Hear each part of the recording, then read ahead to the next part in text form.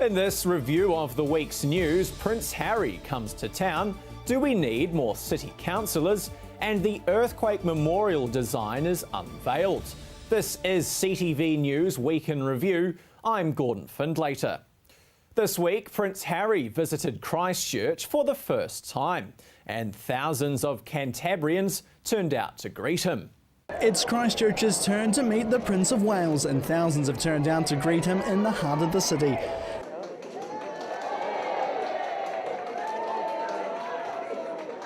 It's day 4 of the Prince's royal tour of New Zealand. The Prince has already spent time in the nation's capital and the deep south of the South Island. Hundreds of people lined Cashel Street to catch a glimpse of the 30-year-old Prince, who arrived by tram outside the Restart Container Mall, where he was met by Christchurch Mayor Leanne Dalzell. Then he made his way into Quake City to see firsthand the devastation of the Canterbury earthquakes. The red-headed Prince was given a private tour by museum staff of Quake City. The museum is filled with reminders of the September 2010 and February 2011 quakes. A crushed car and bricks from crumbled buildings on display for the Prince. He was taken aback by the extent of the damage of the earthquake as he watched devastating footage for the first time. Scott Shadbolt, a senior firefighter who helped in the immediate aftermath following the 2011 earthquake, met the Prince and shared his story. He was presented with a rare medal by the United Fire Brigades Association for his heroic actions and services that day in the presence of the Prince. As Harry moved around the Quake City Museum, he learned about liquefaction from a member of the Student Volunteer Army. His brother Prince William saw this firsthand when he visited Christchurch's eastern suburbs soon after the earthquakes. His father, Prince Charles, also visited Christchurch back in 2012. His wife, the Duchess of Cornwall, took a spin on a gap filler dance floor with Volunteer Army founder Sam Johnson. Today, Prince Harry experienced the fun of another gap filler project, playing this movie by using a bit of people power. It's easy to see why Prince Harry is so popular. He gave Cantabrians his full attention following his tour of Quake City when he took the time to talk to a few dozen lucky royalists. Shaking hands, posing for photos and even receiving a few gifts for his new niece, Prince Charlotte. There were, of course, a few gingers in the crowd. Prince Harry is known for his hair. There were also a few well-wishers in the crowd who had travelled from all over the South Island to see the Prince in the flesh. One woman had even driven up from Queenstown. But there were no marriage proposals today, not even a cheeky kiss. One woman told me she would have kissed him, but the Prince's bodyguard was watching her too closely. Jared McCulloch, CTV News. Does the city need more councillors? This week, Christchurch City councillors will discuss appointing another 6 to the mix. Marcus Gibbs reports. Love them or loathe them, these 14 are your elected representatives. Christchurch City councillors, each with your best interests at heart. And yet you're underrepresented in the city. Based on the current population, for every 26,000 people, there is only one councillor. With the exception of the Auckland Supercity, this is much less than the rest of the cities in New Zealand, who have the luxury of one councillor for every 16,500 people on average. That means 6 councillors would need to be appointed to bring Christchurch up with the national average. In just 2 days' time, councillors will debate whether or not they need the extra councillors and whether they should join the ranks. But what do their voters and the ratepayers think? I don't think we need any more councillors. I think we've got more than adequate. Well, I think people have diverse opinions and different interests, and so if it can add to the picture, I think it's a good idea. More heads with more ideas is good. Well, if they're going to do our city some more good, it's a good idea. No, I don't think we need any more councillors. Auckland's got a whole lot and they're in a mess. Yes, it's a difficult time in Christchurch and some areas are probably represented, but I don't think probably in the long term it would be a good thing, but I think at the moment things are not happening fast enough. I think we've got probably the number we could do with. Yeah, I think they'd really have to have a lot to bring to the table, a lot of experience and be innovative. 3 or 4, not another 20. Christchurch City councillors currently earn more than $99,000 a year for their seat on the council table.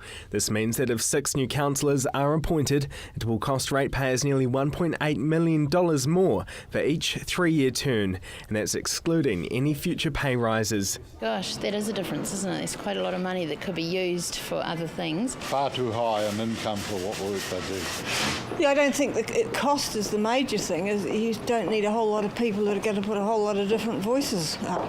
This representation review is carried out every 6 years, and it could be coming at the right time. Christchurch has complex issues that need to be addressed, and perhaps more councillors are needed to spread the load. But the council is also cash-strapped and is facing a massive financial black hole. Perhaps shelling out for extra councillors isn't a priority right now. Where's the money coming from? Is it going to come out of the rates?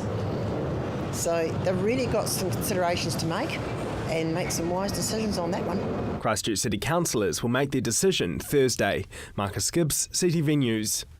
Christchurch's most colourful businessman has pleaded for the City Council to prioritise car parking in the CBD rebuild. Marcus Gibbs reports.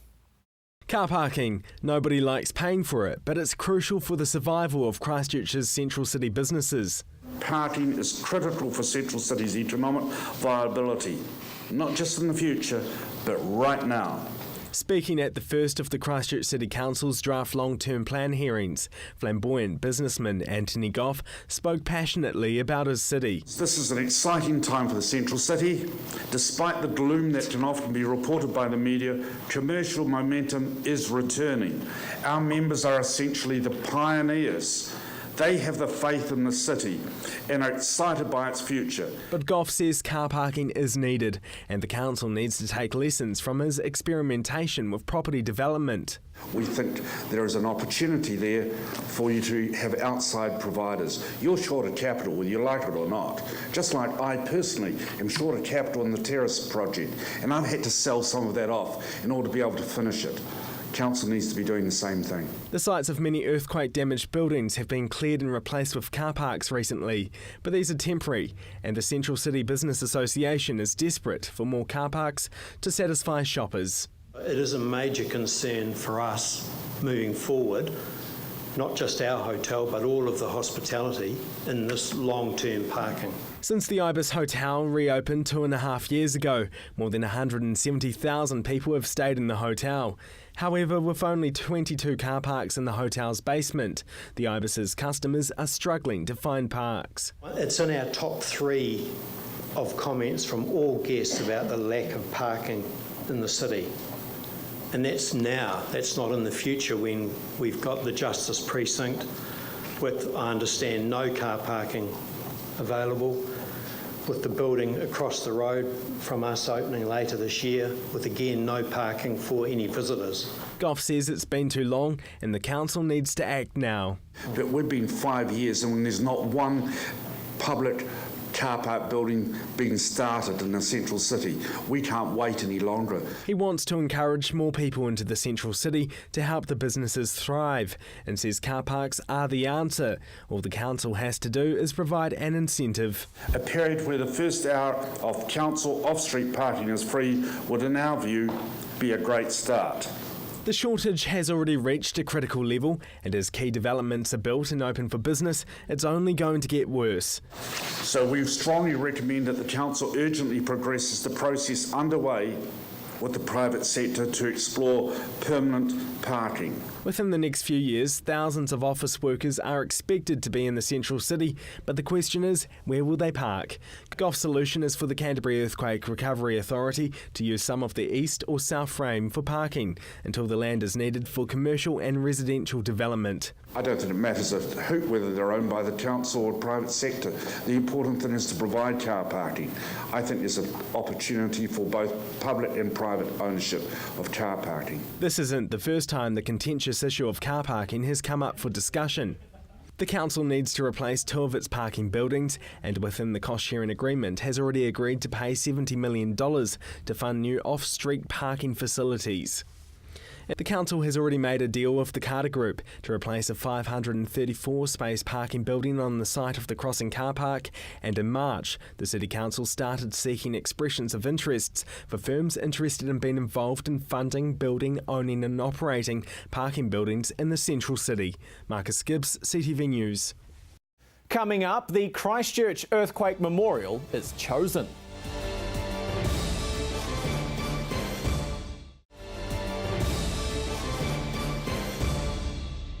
Welcome back. A remembrance wall has been chosen as the Christchurch Earthquake Memorial. The design was chosen from 6 shortlisted proposals that were put forth earlier this year. After nearly a year of working to come up with a concept for Cantabrians and those affected overseas to remember the devastating earthquakes, a design has been chosen. Earthquake Recovery Minister Jerry Brownlee told a crowd of families and those immediately affected by the earthquakes today the winning proposal at the Botanic Gardens Visitor Centre. Up to $10 million has been put aside by the government to go towards the memorial, with an extra $1 million coming out of the Christchurch Earthquake Mural Relief Fund. After an evaluation panel considered the design, the memorial wall structure was selected by Minister Brownlee. And he says it wasn't an easy decision to make. But in the end, you choose one that's going to be the most suitable and is going to be, I suppose, most complementary to that lovely site, but also be a place that is a bit of a standout as far as these sort of remembering places are in our city. Sylvanian architect Gregor Zaverkiak was chosen for his design, selected from the 5 other shortlisted proposals. His concept will see a remembrance wall on the corner of Memorial Street and Oxford Terrace, featuring a line of trees and names on the memorial to remember those who lost their lives 4 years ago. It will be a place for remembering and for memory for many generations to come. Back in July last year, a call went out to memorial architects from here and abroad to come up with a design that met the brief. It had to honour all the 185 people who lost their lives in the February 2011 earthquake, to remember and give thanks to the recovery organisations locally and internationally, and a place where an annual memorial gathering can be held every year on February 22nd.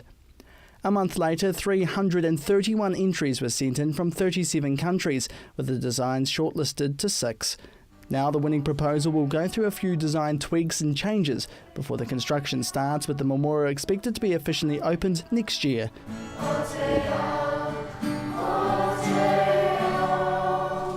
Jared McCulloch, CTV News. It was easy to get over 1,000 young students to Wigram Air Force Museum in Christchurch to talk about leadership. Just add one local pop star. Here's William Kartai. They've come far and wide to be inspired to achieve. The National Young Leaders Day has been going on for nearly 15 years, annually travelling from Dunedin up to Auckland. This week they've stopped off at the Air Force Museum in Christchurch, which was a sold-out crowd. Around 1,300 young students gathered to hear from inspirational leaders from around the country. And one of the organisers of the event says it's all about engaging the younger generation, preparing them for the future.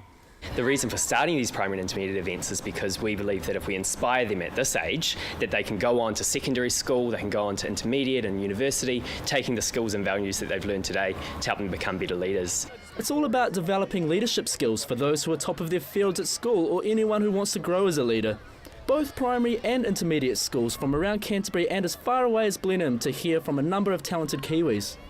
And it's not all speakers from one chosen field. Kingsbear says they try to mix it up every year to provide a variety for the young students. We try to choose speakers that have been in sporting backgrounds, entertainment, some political speakers as well, so they can come to the students and talk about their diverse experiences and what they've learned on their own journeys. Singer-songwriter Jamie McDowell was one of the speakers on the tour who had been involved for the last couple of years. Her music career kicked off back in 2012, being signed while she was still at high school. Now with the Vodafone New Zealand Music Award under her belt, she's now speaker for the event. I used to come on the tours just to kind of sing a few songs and answer some questions, but now, a few years later, I'm actually here as a speaker, which is a really huge achievement for me. She knows the event well, being one of the youngsters at the event when she was back at intermediate school. And McDowell says the message she wants to get across is that anyone can be a leader. Music is half of what I do, but I love being able to share a message and as I said, when I was a young kid, I was going along to these events and just being really inspired, but also reassured that, regular, everyday people can do amazing things. And I think that's what's amazing about the group we've got here, is that none of us are superheroes. We've all come from different places, but we managed to make our lives work in a certain way that lets us lead others. And there were a few Jamie McDowell fans in the crowd taking on board what she had to say. She doesn't care what other people think, about her. Yeah, it's really nice. She's really pretty, by the way. It was just amazing, It was pretty good. Yeah, mind-blowing. I'm enjoying it. It's going to set up my future. I've always wanted to be a chemist or something. Wanted to play around with elements and chemicals. So now that I know that if I dream it like I am, I can do it. So yeah, it's really good. The tour now continues next month in Auckland to another sellout crowd. William Kartai, CTV News. The statistics aren't encouraging. There are still more smokers than smoke-free New Zealand had hoped for by 2015. But does a Canterbury doctor have the answer? Here's Jared McCulloch. There's just under 10 years until the government wants Canterbury and the rest of New Zealand to become smoke-free. The one Christchurch professor at Canterbury University says more needs to be done to achieve this goal. The Smoke Free 2025 campaign was launched back in March 2011 with a goal to have the number of smokers reduced to less than 5%. There's a lot that can be done, and if people ask what can be done, I would say they should ask government what they're going to do in the coming budget. He's been working in health for a number of years, being a principal medical officer for 18 of them, regarded as one of the country's most experienced researchers on smoking policy. In his latest research, he's worked out over the next 10 years, the 5% target for the number of people smoking won't be met, saying it would be more likely to be sitting around 7 to 10%. Smoking tobacco kills around 5,000 people throughout the country every year. That's around 13 New Zealanders a day. And he says the price needs to climb further for the goal to be reached and lives to be saved. At the moment, the price is going to rise by 10% a year. Now, we've calculated that out, and it does not reach the goal of less than 5% smoking in 2025. However, he's confident the goal can be achieved by the 10-year mark. After studying alongside a number of researchers, he believes they've found the best solution, something that's already on the market: e-cigarettes. The two things that should be done next out of all those is to make electronic cigarettes freely available and to raise the price of conventional cigarettes by 20%. Although he says the electronic versions are a better alternative, he believes the nicotine options should be made available to the public to give them a better chance of quitting. Currently, nicotine cartridges for the devices are illegal in New Zealand, and e-cigarettes can only be sold to people over the age of 18. But he believes there should be a change in the law around the nicotine cartridges. Electronic cigarettes are much cheaper, they're much safer, and our own research shows that. And we also need to decrease the amount of nicotine per cigarette. So those are the things we need to do. He says it's not an unusual ask, saying it can be done. But he'll be waiting for the budget to be announced in 2 weeks' time, seeing what the government's next step is for a smoke-free future. Jared McCulloch, CTV News. Still to come, does New Brighton need a new promenade?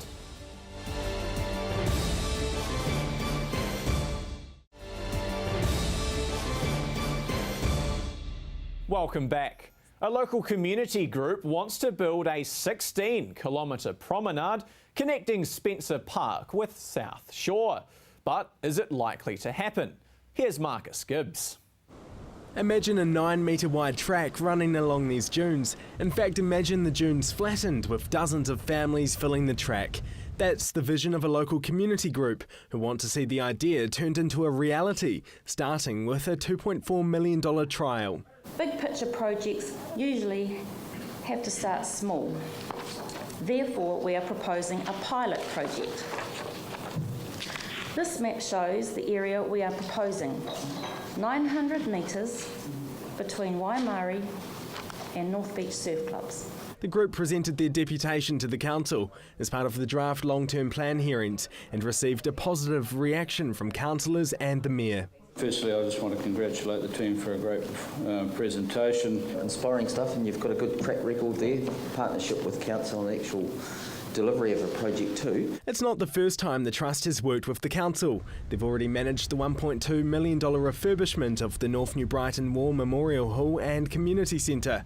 This promenade is their next big project. The track would make the beach accessible to cyclists, walkers and wheelchairs.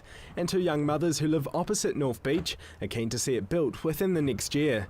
Right now they have to carry their baby buggies up and over the dunes. It's not easy. Walking out the sand dunes, we can't get our prams up.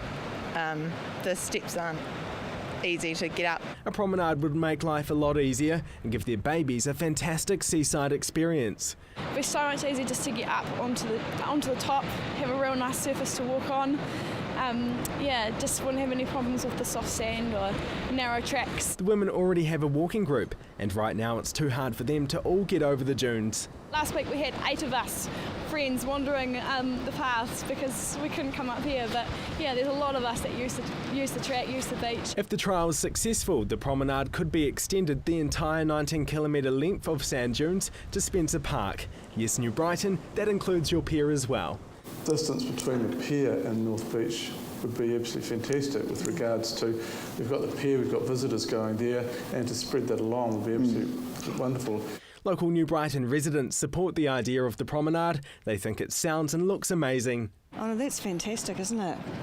Yeah, it's going to be nice. So, like Sumner, because New Brighton needs to be a bit more like Sumner. Yeah, no, that'd be nice. I think it would be great for everybody and anyone to use it. The local florist would love this promenade to bring life back to New Brighton. Tidying it up, beautifying it. I mean, here where we've got seats for people to sit, those sorts of things, seats, good rubbish bins. But another local business manager isn't supportive of the idea, which could see the sand dunes cleared. I'm sort of over this, let's move this mountain and divert this river, and I think it's obvious since the earthquake that the land is changing, and we sort of have to work with what's happening. The possibility of extra visitors, not enough to sway her. We definitely want more tourists to come out and have a look at Brighton, but I think that if we have to compromise the land, then we need to rethink. Before the council signs off on the project, a $40,000 feasibility study would need to run to make sure the project is economical and has the support of Environment Canterbury, Ngāi Tahu and residents. Marcus Gibbs, CTV News. An Aranui youth group has benefited from a Red Cross recovery grant, helping it support young people. Here's Jared McCulloch. This Aranui tutor spends his day in this recently opened workshop, providing life skills through carving for keen young students in the community. It's a bright future ahead for Crossroads Youth with a Future Trust, with the grant helping them grow to a new level of learning. And he says it's a step forward to help support young people in the area. Hopefully some satisfaction about cultural identity, initially, and learning some life skills as well. He's been a part of the Trust since 2006, volunteering as a mentor for the organisation, and then he was asked to start up a carving workshop. Now it's becoming an extension of the organisation. When he said it, I don't have any phonograph, I said, no, don't worry about it, but I'll just do it for love. And with his generosity, 2 months ago, this workshop opened, equipped with the latest machinery and tools. Now they're looking to expand, securing funds from the Red Cross, which was rolled out recently, seeing the Trust receive an $80,000 grant from the $2 million pool.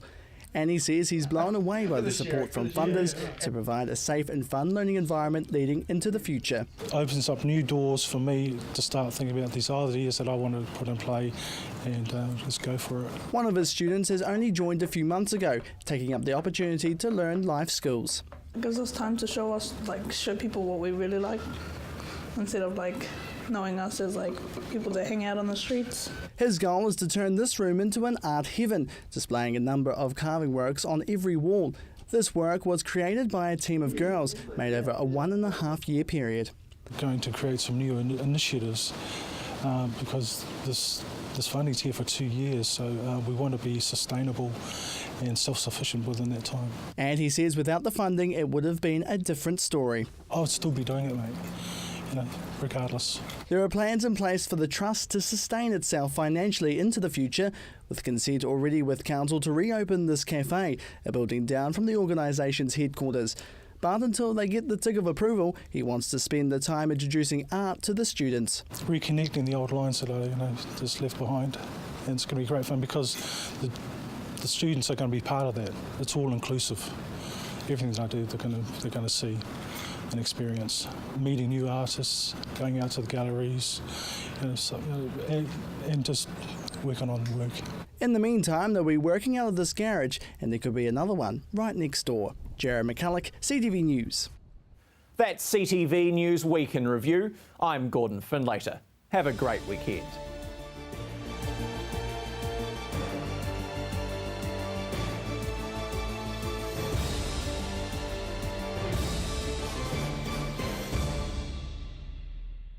Supporting local content so you can see more of New Zealand on air.